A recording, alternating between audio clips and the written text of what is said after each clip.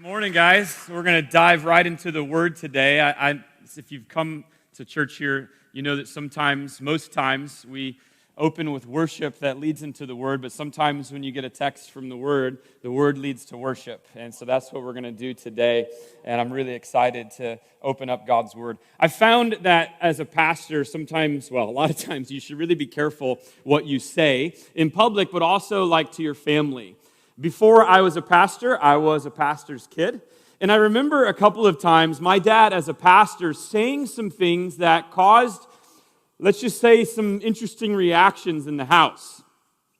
One of the things that Dad said, this was about the time I was 11, 12 years old. I have an older brother, Eric, who's 2 years older than me, and a younger sister, Krista, who's 4 years younger. And one time, we had a family friend, Tiffany, that was going to get married. And so Dad said, "I'm leaving to go marry Tiffany. I'll be back in a few hours."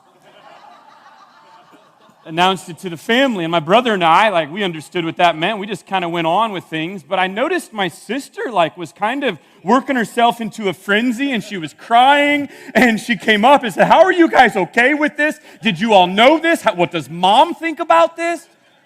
And we're like, "Krista, what are you talking about?" And she said, "Dad just said he's going to marry Tiffany. I didn't know there was problems." And we said, "Oh, you thought Dad meant he was going to be the groom, not the officiant." And so we explained it to her. A little while around that time, too, my dad had just had the talk with me, which is something that as parents we should do with our kids, right? And there's something about my dad that you need to know.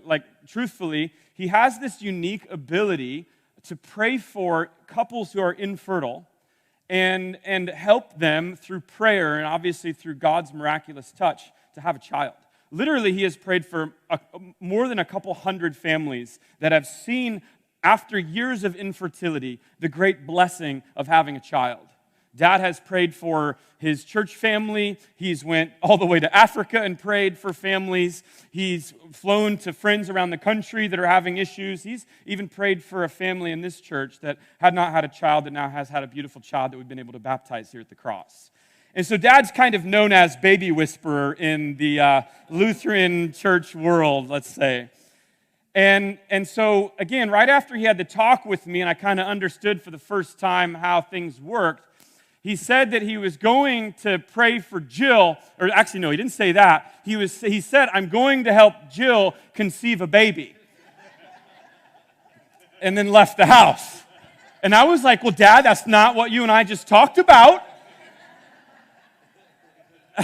Is that above reproach?" Which only pastors' kid at that age even know what that phrase means. And of course, I know what he was doing, and we know what he was doing now, but you just kind of have to be careful.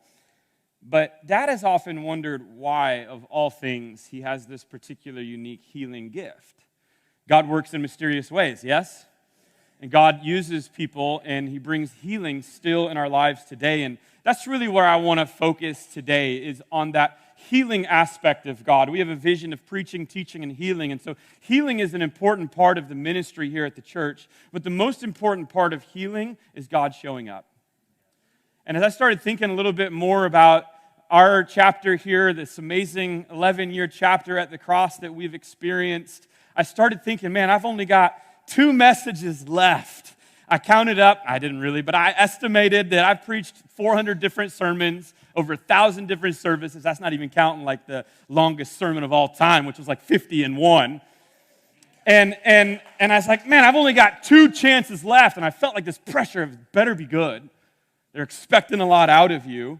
And then I started thinking, honestly, God, you know what would really just work? Is if you just showed up. If you just showed up and did your thing and worked miracles and signs and wonders. If you just killed somebody right now and brought them back to life at the end of the service, we'd probably have 8 more people next Sunday. Right? I mean, if everyone's cancer just disappeared, we'd have 14 more people. If we got to see an amputee just have a limb out of nowhere, that'd be 24 new people next Sunday. God, if you just show up and do your thing, that's all we need in this world, is for God to show up. And that's what I want to preach on today, is God showing up. Our God is not dead, He's alive. And we can't always predict how and when and where, and oftentimes He shows up in different ways than we want and shows up in ways in which we need. But He still shows up. And as we're looking at the key ingredients of a Christian life and a key ingredients of the Christian church, there's nothing more important than simply God's presence in our life today. Today we're going to camp out in Mark chapter 5. It's an incredible story where Jesus has said yes to a challenge of raising a dying 12-year-old girl back to life. And as He's on this journey to go heal and bring her back to life, He is all of a sudden interrupted by a woman who has been bleeding for 12 years. And I want to dive deeper into this story. And if we dive into the context, like we're only 5 chapters into Mark, and I'm just kind of amazed at all that Jesus had on His plate. Like everywhere He went, people and crowds were demanding of Him, and they showed up. By the way, when Jesus shows up, crowds show up. Did you know that? You want a crowd, just have Jesus show up. Everywhere He goes, people are demanding things and asking things. Like He's constantly on. And I wonder, like, how did you do it all, Jesus? How did you do it all? Because sometimes it feels like I got a lot going on. And I know I don't always give attention to the thing that most needs attention.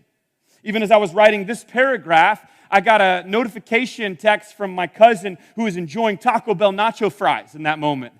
That took me out of this writing. And then right after that, there was an email that came in that deleted. And then right after that, I saw that the Cleveland Browns signed Jadeveon Clowney, former number 1 draft pick on that one edge, pairing with Myles Garrett, former number 1 draft pick on the other edge, to form what some articles are saying is the Super Bowl favorite for 2021-22. I mean, this text is about miracles still happening, right? And so how do we, in a chaotic world, handle everything? Answer for a lot of us is we just got to be better multitasking. Tackling multiple activities at the same time, that's the only way. How many of you, I've asked before years ago, how many of you think you're like effective, you're a good multitasker? How many of you would say you're a good come on, raise your hand if you think you're a good multitasker. It's not a trick question, it's just a simple question. Okay, maybe 30% of the room thinks they're pretty good. Did you know that science tells us that only 2% of us have this genetic gift? Did you know that? 2%, so that's 1 out of like 50, and I'm one of them, so that means maybe 3, 4 more in the room. Only a few of us here, and most of us, what happens is when we attempt to do 2 things at the same time is we just keep diverting our brain attention back and forth, that we actually, if we ever accomplish the 2 things, it actually takes longer and it's less quality by the time it's done. And this may or may not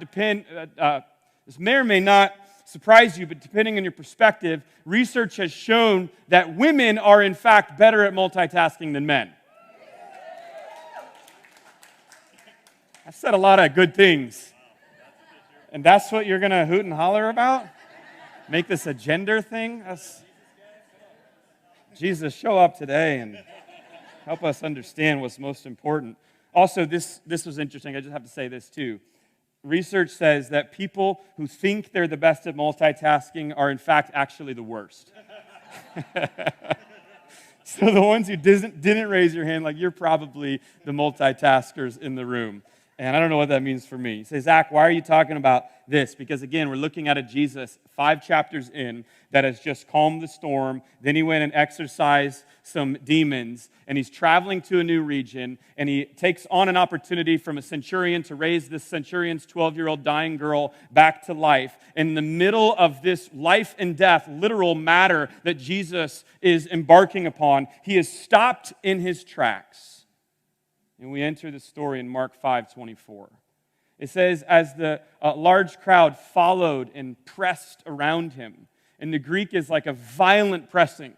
In our day today, that means this crowd is absolutely not social distancing.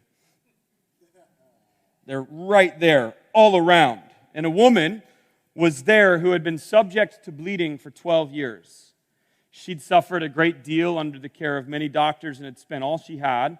Yet instead of getting better, she'd grown worse. When she heard about Jesus, she came up behind Him in the crowd and touched His cloak. This story, I think, is mentioned in all 4 Gospels. And we know from the other Gospels, she touched the edge of Jesus' cloak, the hem of His garment. Because she thought, if I just touch His clothes or just touch the edge of His clothes, I will be healed. And look at what happens. Immediately, her bleeding stopped, and she felt in her body that she was freed from her suffering. So this woman is literally at the end. She's had it. She spent 12 long years, went from doctor to doctor. The text says she'd financially spent everything she's had to try to fix this, and has grown worse. Medicine and doctors are not cheap today. They were not cheap back then either. And she had literally spent everything in hopes to be cured, and she's tried it all. Everything. And it's not bad to try things that doctors tell you, but she has already, at this point, gone natural. She's taken herbs. She's drunk the juices. She changed her diet. She diffused oil in every single room and nook and cranny in the house. When that didn't work, she became a vegan. Then she went through ketosis. Then she only ate kale for a month. When Orange Theory Fitness showed up in her town, she joined. And when that didn't work, she bought a Peloton. As humans, we so often try to fix what's wrong with worldly solutions. And this woman has done the same. And I'm not saying those avenues are wrong. In fact, some of the ways God heals today is through medicine and doctors and diet. And so the message today is not abandon anything and everything of this world and medicine and doctors are evil. No, maybe ketosis is the right thing for you. Maybe you should get on your Peloton a couple more times a week. I don't know. But I'm saying if all you're doing is these physical things, are you ensuring that Jesus is a part of your healing process? Because in our pursuit to be healed, Jesus is not our last resort. He is our first response. And so some of us have been there, and we've dealt with a prolonged illness or stubborn medical condition, and it's frustrating and it's even embarrassing to keep going to the doctor, only returning home with an expensive prescription, yet little hope. And sometimes I found it's more frustrating and more humiliating to keep going and not knowing what it is than to even hear it's a bad diagnosis, but at least I know what it is. At least I can work towards it. Scholars say that this woman took a 30-mile walk to see Jesus that day. You get the feeling like in those 60,000 steps to see Jesus, she knew that she would be healed. In fact, it's what she was thinking. If I can just touch his cloak, the edge of his cloak, that's a great faith statement that this woman is bringing to Jesus. And it's more than coincidence. I've talked about this before, where she touches the edge of Jesus' cloak, and it's intentional, and I'll tell you why. Because in the Hebrew Scripture, one important Jewish concept that we miss in our English translation is concerning where she touches the edge of the cloak of Jesus. The text, again, indicates it's the hem of the garment. And this is important because there's a prophecy in Malachi 4, verse 2, that says, "But for you who revere my name, the Son of Righteousness will rise with healing in its wings." Now you know that Jesus is that Son of Righteousness that Malachi is prophesying about. And Jesus would have healing attached with him wherever he went. But what's amazing is that wings in Hebrew are the same word as the tassels or the hem or the edge of a garment. And so this was a deliberate act of faith on this woman's part. She believed Jesus was the Son of Righteousness. She believed in the Old Testament, and she knew the prophecy, and she had tried, and she had spent everything. And at the end, she was left with nothing but Jesus. But friends, I have good news for you. When you have tried everything in this world, and you are only left with Jesus, you have plenty. You have more than enough. She was desperate. And in her desperation, she reached for the edge, the rope of Jesus' garment. And immediately she was healed. This is the healing power of God.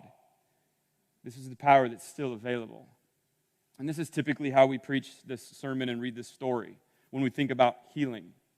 But I want to go deeper because I think there's actually something far deeper and far more beautiful for us to see in this text. Again, we tend to think of it medically and physically, and clearly it was a serious issue back then with their lack of medical advancement and doctors. This issue could have been life-threatening for this woman, but I want to look at this story from a perspective of not only what Jesus did on the outside, but especially what he did to this inside of this woman. Because in the Mosaic or Jewish law, you need to understand that if you were a woman and it was that time of the month for you, you were considered ritually unclean. And there's a list of things that you could not do as a woman when you were unclean. You were not allowed to have relations with your husband during that time. You could not go to worship God in the temple or the synagogue at that time. And you could not be in the presence of a rabbi, a priest, a holy man, a teacher of the law, because the idea is that if you are unclean and you go to a person or place that is clean, you will then contaminate it. Here's the other reality, though. Not only should you not be around them, they wouldn't want you to be near them. Because it's a rigorous process once you become unclean to get clean again. It's not like jump in the shower for 5 minutes and you're good. There's a list of things. Now, for most women, of course, this was only a certain time every month, and the rest of the time you were clean and could do the things that everyone else can do. But think about this woman. This has not been a once-a-month issue for her. This has been 12 long years, a state of being unclean. If she was married, she'd had no relations, and I would say at that point had no even relationship with her husband. She couldn't go to church or worship for 12 years. Some of us had to go months or even about a year of experiencing that, and thank God we have online right now. Hello, online, by the way. They didn't even have that, and so she couldn't worship God or be in the house of God in that moment, and no one is or would want to be around her because she's unclean. Can you imagine what that would do to your sense of value? For 12 long years to hear, you're unclean, and I don't want to be, and nobody wants to be around you. You are used up, you are dirty, you are no longer welcome here. Not only is it amazing to see Jesus physically heal her, but I believe that what this woman needs more than a physical touch is a mental, emotional, relational, psychological, inside touch, building up value and restoring identity in a woman who had been crushed for 12 years. And so imagine you're here, you are her, and you hear about this Jesus that heals people, because that's what happens, by the way. When Jesus heals people, people share. And people hear about it, and then that's where crowds start coming when Jesus shows up. And so you hear about this Jesus, and he's got healing power, and he's the one healing in his wings. And you hear about him, but here's the problem. You're going to run into the same problem that you've run into for 12 years now. Jesus is a rabbi, a priest, a holy man, and not only that, he's got a big mission to accomplish, and he can't afford to be unclean right now. 12 years. You think she started to buy the hype? But she's so desperate, she thinks of a plan. Well, maybe in the midst of a violently pressing crowd, I'll just kind of sneak up, not make a scene, and touch the edge of his cloak. Maybe that'll be enough. And it is to physically heal her. But let's see what happens next. It's amazing. At once, Jesus realized that power had gone out from him, and so he turned around in the crowd and asked, "Who touched my clothes?" This was the moment. Jesus noticed. My plan to sneak and leave may not work. Verse 31, you see the people crowding around you, the disciples answered, and yet you can ask, "Who touched me?" The disciples are like, "Jesus, it's a mosh pit. What do you mean, who touched you? This guy, this girl, that girl. Everybody wants a piece of you, Jesus." But Jesus knew there was a special touch. And so get this, in the midst of a violently pressing crowd, Jesus keeps pressing to find the touch. It says, verse 32, Jesus kept looking around. That implies that this woman didn't want to be seen. Kept looking around to see who had done it. Then the woman, knowing what had happened to her, came and fell at his feet, and trembling with fear, told him the whole truth. Gosh, this woman's got to be a bag of emotions right now, right? I mean, there's hope and joy and excitement over the physical freedom and healing she's experiencing, but now she's trembling with fear. Was this the moment that I now get rebuked in front of everybody and my sense of value and identity gets even more shattered? Did I just make Jesus unclean, and will there be consequences? 12 years of hearing, you're unclean. And you're going to contaminate anyone and everyone that you come into contact with. And this is where Jesus twists the story. Daughter, your faith has healed you. Go in peace and be freed from your suffering. This was a value, identity, meaning, purpose, fulfillment healing. This is what she needed as much as physical healing. And he flipped the script and said, wait, hang on. You think you're going to make me unclean because you're unclean? The truth is, I'm clean, and I'm going to make you clean. You think that your uncleanliness is going to contaminate me? No, my cleanliness is going to change and transform you from the inside out. Now she's healed and transformed and made new. And don't you see the beauty in that? That it doesn't matter how unclean or dirty we come to God, because one touch, one drop of grace just removes all the dirt and mess. Man, we got to preach this better, this how we approach God, that we don't need to be all buttoned up and reciting a perfect confession, but just come. Just come to the one that can clean you. He doesn't care how you come, just come. And I love what Jesus does. He doesn't condemn this woman or say, wait your turn, I've got something else to do. Right? This isn't a take a number situation like Boar's Head meat at Publix. Or even worse, the DMV, where they shame you and rebuke you for just walking through the doors. Man, this isn't like Soup Nazi and Seinfeld. You just got to be so careful at everything. No soup for you. No, Jesus stops every single thing that he's doing to single out this woman. And with the crowd around her, he's able to notice a single woman who touched, and he's able to flip the script and show her a new kind of DMV, a divine moment of value. That's what God does when he shows up, is he shows you how absolutely valuable you are. It's one thing to feel physically fine, and that's a great feeling.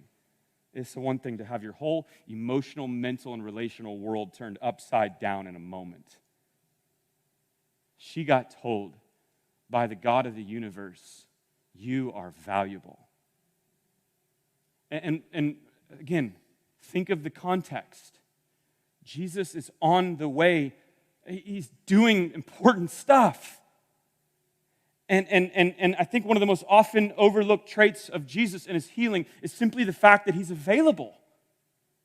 That on his busy schedule, he'll show up for you. That there's nothing too big in this world that would stop him from giving you exactly what you need today. Nothing. Some of you just need to hear this gospel, that you are not an interruption to God, ever. Ever. That's what boggles my mind. Like, God is the greatest multitasker in the world. Right? What he shows this woman and what he shows you and me today is you are incredibly valuable, and I'll stop everything that I'm doing to spend time with you and to pour into you and to bring healing into your situation. He can have a million other things pressing in on him, but he's able to be with you right now. Wow. And that's good news, because some of you may feel like that woman today. Desperate. Maybe it is a physical issue and you've been praying for healing. You've been trying out things in this world, and maybe you're frustrated. God can use doctors and medicine, but maybe it hasn't happened for you yet, and maybe you're still not sure what's going on, and it's frustrating and embarrassing, and it's starting to eat at you from the inside, and maybe you're starting to believe the lies, and it's starting to not only affect who you are physically, but it's starting to affect the inside of who you are too. Maybe you've tried all the things of this world and still come up empty. Have you tried Jesus? Truthfully? Because Jesus loves you and he is available for you right now. And honestly, it would save you so much time, money, and energy if you'd quit trying anything and everybody else in this world and simply bring everything that you have to Jesus. And let his healing and wholeness just wash over you. God uses things like medicine, surgery, doctors' diets, and stuff to physically heal, but sometimes that stuff can work on the inside too, but there are things that Jesus can do that there is nothing in this world can touch. Only he can restore value and identity to us, to those of us who've been beaten around by the ways of this world. And so think about, again, this woman had been hurting for 12 years, and she's healed now from all of it, physically, mentally, emotionally, psychologically. And then it's like a throw-on at the end of this gospel reading. Then Jesus went, and he raised this 12-year-old girl that was laying on a bed, and he raised her from death back to life. In the category of miracles, I'm like, that's actually a bigger one. That's a bigger one. This woman, for 12 years, she's been relationally, physically, mentally unhealthy. This woman that's 12 years old, dead, is physically, relationally, mentally, and emotionally dead. That's a bigger one. And what happens? Jesus goes to her and brings her life. Like, this is not a throwaway at the end. This is actually even more beautiful, because there might be some of you that feel like that 12-year-old girl. Maybe you don't have faith. Maybe you stopped believing. Maybe it feels like you've been left for dead and you got no strength and endurance left to even come and approach Jesus to touch the edge of his cloak. And if that's you, don't miss this. When you don't have the strength to come to Jesus, Jesus has the strength to come to you. How cool is that? This woman could muster an ounce of strength. The girl had nothing. And yet, Jesus showed up. And that's the invitation. Jesus says, come to me. But when you can't, I'll come to you. Isn't that what Jesus is about? God who takes steps in the initiative in order to save and clean us from the inside out. And as I reflected on these 20 verses in the middle of Mark chapter 5, I started to see them for what they really are, which is honestly just a beautiful representation and microcosm of the entire rescue mission that Jesus came for. This is exactly what he did. Jesus ultimately came to establish his kingdom on this earth, and he would do it with a life and death matter, dying on a cross and raising from the dead to bring all the dead back to life. An impossible challenge. And yet along the way of this impossible, challenging, busy task, sometimes people ran into him. And sometimes he would run into others. And oftentimes the ones that he would run into were the ones that were forgotten, cast aside, and thrown away. Think about this. On his grand mission to save the entire world, which, by the way, is you and me included in that. On this grand mission, what did he do? He found a few fishermen that had failed school and the world labeled ordinary and said, welcome to the opportunity of a lifetime. Wow. He didn't have to do that. He found a wee little man hiding in a tree, someone that the world hated. He wasn't just a tax collector, he was a chief tax collector. This guy's high up in the IRS. Nobody likes the IRS. And he radically changed his heart.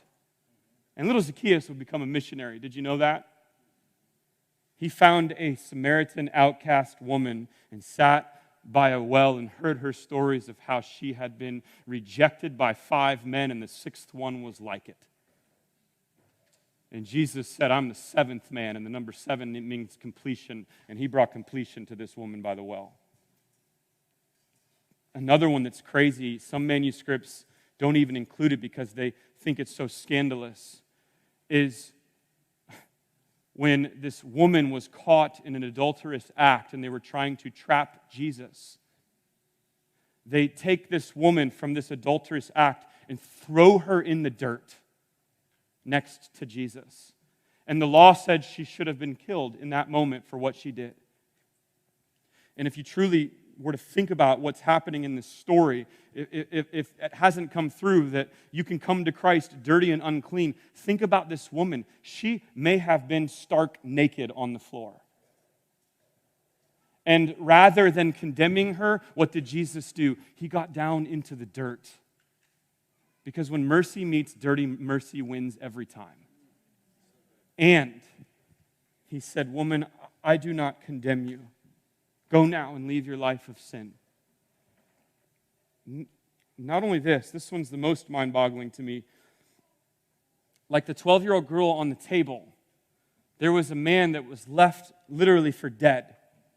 And Jesus would give him a life that counts and a hope that lasts in his last few breaths. Catch this. Even while Jesus was near the very end of his impossible rescue mission, like this is what he came to do, like at the climax when he's hanging on a cross with the weight of every sin of every man and every woman of all time hanging on his shoulders, he found a criminal, a thief, a man that deserved to die. And in the brutality and the excruciating moment that Jesus was going through, he had just a little bit of strength left to tell this man and single this man out and say, today you will be with me in paradise.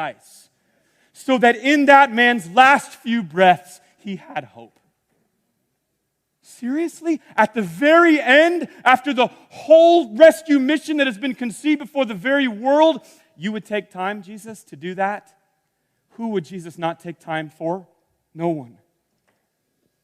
And so the good news is you have a God who shows up, God who knows how to bring life to death, to physically heal, but spiritually brings a restoration and a healing on the inside that makes all the difference in this world. And I think we need to preach and teach more of that healing ministry. One that's maybe not as seen, but as unseen, that's happening on the inside, because what I'm seeing is a world that's getting wrecked mentally and emotionally. Mental and emotional health are as poor as they've ever been. Anxiety and depression are rising like never before. Relationships are getting harder and harder and more complicated to maintain. More people are being pulled to isolationism and individualism and finding loneliness. Never before has the restoration of value and identity and the inside healing been needed of Jesus than right now. And the good news, wherever you are on the journey, Jesus shows up. If you got strength to come to him, come, touch the edge. If you don't, sit there, he'll come. So what do you need Jesus to do? I like the way Jeremiah says it. There's nothing too hard for my God. There is nothing too hard for my God. If you're watching online, you're going to type that in right now. There is nothing too hard for my God. Because the same God that put the stars in the sky formed you in the womb. The same God that came for the rescue grand mission of the entire world saved you in the midst of that. He's got too much going on for me. There's other people with more important things. No. God's like the greatest multitasker in the world. He can hear your prayers and my prayers at the same time. There's nothing that our God cannot do. With God, all things are possible. And so come to Jesus if you're able, and if you're not, he'll come to you. And here's where this gets interesting. Once Jesus has touched you and restored identity, the practical piece for us is now his Holy Spirit lives inside of you. And so just as he was available for this woman and this 12-year-old girl, he's available for you and available for me. And so the practical piece is once God has done a work in you, you then become available for others. And especially you reach out to the hurting, the poor, the broken, the lonely. That's what you do. Here's the truth in how to be successful in God's economy. Success comes when you combine your availability with God's ability. Really, what is the cross other than a collection of men and women that have been available at times? Not always perfect, but just keep showing up and keep being available, because here's the truth. You don't have the ability. God does. He lives inside of you. All you got to do is show up. God will work far more through the available than the able, because you can have all the ability in the world, but if you've never once made yourself available, nothing will happen. Because God works now through ordinary men and women. And that's a part of the great invitation that he invited the 12-year-old girl, the bleeding woman for 12 years, the fisherman, Zacchaeus, the Samaritan woman. He invites all of us into this opportunity. And you see, like one of the great comforts I have in this chapter of life that we've had that I've been so grateful for, one of the great comforts that I have is just this beautiful reminder that God puts on me every now and then that God can do more in 1 second than I can do in a best effort attempt at a decade of ministry. So what does he ask me to do? Be available? Why does Dad have a healing ministry for infertile couples? Because he's available. What do you need? Let's be available for one another. I want to be available for you to open up the Word. The worship team is available to sing and use their gifts. We want to be available to serve you as you come in. We want to be available for the community to reach those that no one else is reaching. So beautiful as God still shows up. And you see, by the way, when you remember that it's about God and not you, how that just takes the pressure off to perform and do your best. And I got to preach one of my best ones because I'm leaving soon. No, I don't. God, I just need you to show up. And if you want to use me, fine. But if you want to use Call or Rod or the choir or an usher or Sydney or a dream team, God, just show up in any of us. And let's see what God can do. And I've really been praying and believing that God wants to do some great healing today in this place right now. Right now. And so the question is, what do you need? What do you need God to do? Are you hurting physically? Let's pray for healing.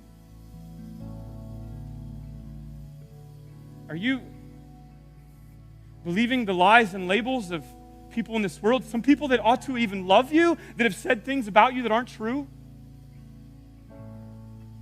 God, just bring value. Restore identity. Are you a teenager that's going down a broken road right now and just need to be brought back? Are you someone who is stuck in the throngs of addiction or a bad habit and you just can't shake those chains? Are you struggling in your marriage right now? Are you having a hard time just how to be a parent? Know how to handle screen time with kids? That's me, by the way. What do you need? We got a God who shows up. And so we're going to worship, and then we're going to have communion, which, by the way, is just God showing up in a tangible way today, miraculously, mysteriously. And we're going to worship, and then we're going to pray. So I would ask you now, as we worship, to worship with what you have. So if life's good and you've got all the strength in the world today and you came in feeling good, then man, just worship God with every fiber of your being today. If you can barely muster an ounce of strength, muster that ounce. And if you're like so beaten up right now that all you can do is just sit and receive, then just sit and receive. And come to a God who will come to you first. He is here right now.